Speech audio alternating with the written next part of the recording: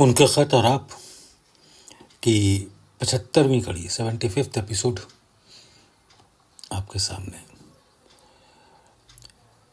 ख़त शुरू करने से पहले मैं एक चीज़ बताऊं आपको कि इश्क़ हकीकी और इश्क़ मजाजी दो तरीके के इश्क होते हैं।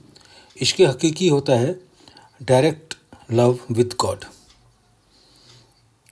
और इश्क़ मजाजी दुनियावी लव।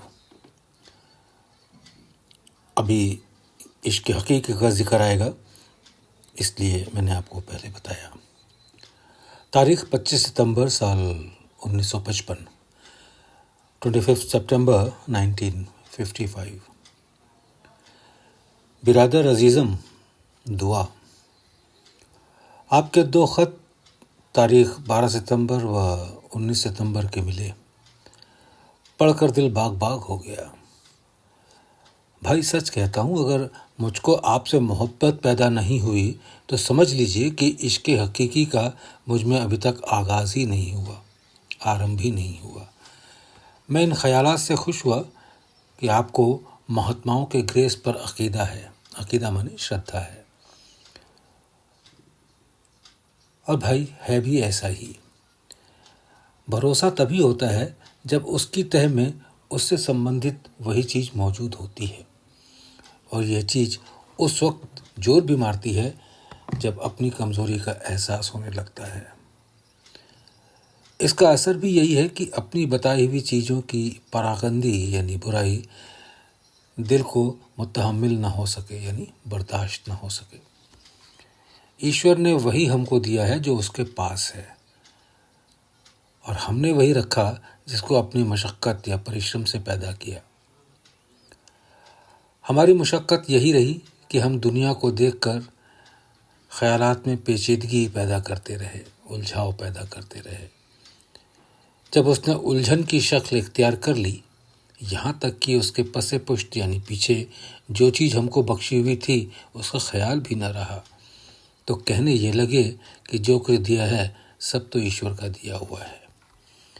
अगर ईश्वर ये सब चीज़ें हमको देता तो मैं समझता हूँ कि हम में से किसी का दिल ये नहीं चाहता कि उसकी रहमत पर नज़र रखें। जितने मज़हब हैं सबकी उम्मीदें उसकी रहमत पर लगी हुई हैं, और मुसलमानों में तो इस किस्म की आयतें भी बहुत सी हैं। मसलन ला तक़नतू मिन रहमतिल्लाह, यानी अल्लाह की रहमत से कभी मायूस ना हो। और बाइबिल भी इस अम्र की शहादत देती है, मतलब इस बात का प्रूफ देती है। मद्दो जज़र यानी ज्वार भाटा के बारे में जो आपने लिखा है, उसका जवाब ये है कि यह तो लाजमी है कि यह मद्दो जज़र फितरी है, मतलब नेचुरल है। इन चीज़ों में कमी उस वक्त हो जाती है जब आपकी फितरत बदलकर रूहानियत से नाता जोड़ लेती है। इस सवाल के जवाब में कि क्या मैं आइंदा के वाक़यात यानी फ्यूचर में होने वाली घटनाएं बता सकता हूँ, मेरी ये गुजारिश है कि जब मौज़े मालिक होती है, जब मालिक की मर्ज़ी होती है, तो वो इस हकीर को कुछ बता देता है। हकीर मीन्स इनसिग्निफिकेंट आदमी। जब मौज़े मालिक होती है तो वो इस हकीर को कुछ बता देता है, तो मुझे आइंदा वाक़यात का अंदाज़ा कुछ लग जाता है, और हमको उसी की मौज पर काने रहना चाहिए। काने मीन्स संतुष्ट, सेटिस्फाइड। और ये शराफत इंसानी के दायरे में आती है, और भक्ति का उसूल भी यही है। अब अगर मैं अपनी मौज से उससे किसी बात के लिए पूछूं, तो हम ये नहीं कह सकते कि हम मालिक की मौज के ताबे हैं, अधीन हैं। मैं इस बात को फिर से पढ़ता हूँ। हमको उसकी मर्ज़ी पर संतुष्ट रहना चाहिए, और ये शराफत इंसानी के दायरे में आती है, और भक्ति का उसूल भी यही है। अब अगर मैं अपनी तरफ से उससे किसी बात के लिए पूछूं या कहूं, तो हम ये नहीं कह सकते कि हम मालिक की मर्ज़ी के अधीन हैं। अब आप ही बताइए कि मैं आपके सवाल का क्या जवाब दूं। सिर्फ यही कि जब आपकी मौज होगी और मुझ में कशिश, और वो भी आपके ही हाथ में है, तो बकौले शख्स कच्चे धागे में चले आएंगे सरकार बंधे। आपने फरमाया है कि मैं आपकी सहायता करूं, तो क्या आपको ये यकीन है कि मेरी प्रार्थना आपकी बहबूदी यानी भलाई के लिए नहीं होती? भाई, मैं तो यही चाहता हूं कि सब अपने को खोकर अपने बन जावे। भाई, मैं तो यही चाहता हूं कि सब अपने को खोकर अपने बन जावे, और यही मेरा मकसद है। ये तो 12 सितंबर के ख़त का जवाब है। अब 19 सितंबर के ख़त का जवाब बस यही है कि कलम खुद लौह पर सर रखकर झुकना चाहती है। लौह कहते हैं तख्ती को, लिखने वाली तख्ती को, स्लेट। कलम खुद लौह पर सर रखकर झुकना चाहती है। मेरी क्या हकीकत भला, क्या खुशखबरी है। ईश्वर उसको इस्तिकामत दे, स्टेबिलिटी दे। जहाँ रोशनी है वहाँ परवाना वार मैं गिरता हूँ, और जहाँ रोशनी की उम्मीद है वहाँ परवाना बनने की आरज़ू। अब मेरी हालत आप खुद ही समझ लीजिए। हमारे यहाँ पद्मासन वगैरह में बैठकर पूजा करने की ज़रूरत नहीं है, ये तो हठयोग के आसन है। आप जिस आसन से आसानी से बैठ सकें वही मुनासिब रहेगा। ध्यान की नज़र दिल पर रखना चाहिए। नाक और अब्रू मीन्स आईब्रो पर देखने की ज़रूरत नहीं है, और आंखें बंद करके करना चाहिए। आराम कुर्सी पर लेटकर ध्यान करने में कोई हर्ज नहीं है, मगर मालिक के सामने अदब से बैठना ही दलील बंदगी है। पूजा के वक्त बैठकर ही करना ठीक है, जब तक कोई मजबूरी ना हो।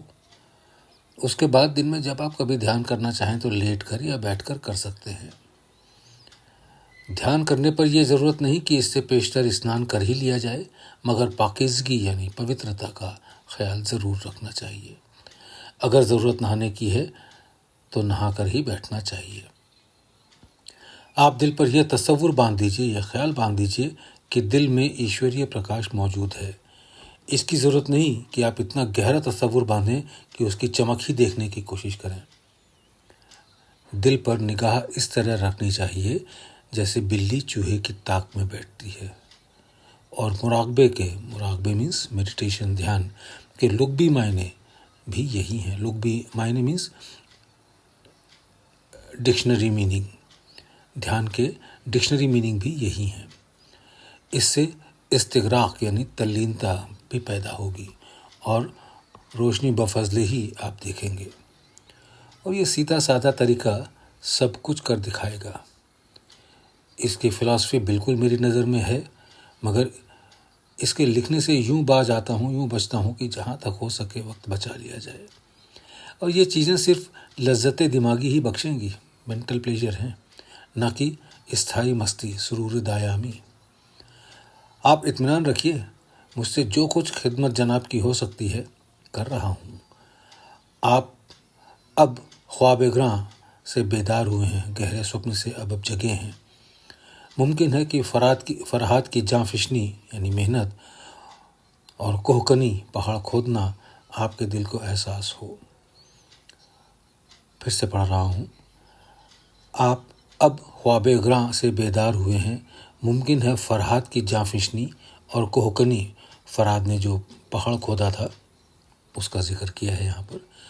मुमकिन है फरहाद की जाँफिशनी और कोहकनी आपके दिल को एहसास हो, मगर ये ज़रा आगे की बात है। ए कि 50 रफ्त दर ख्वाबी, मगर ई पंच रोज दरियाबी। ए शख्स, तू 50 साल से सो रहा है, कम से कम 5 दिन के लिए तो जाग जा और कुछ पा ले। बच्चों को दुआ गो रामचंद्र।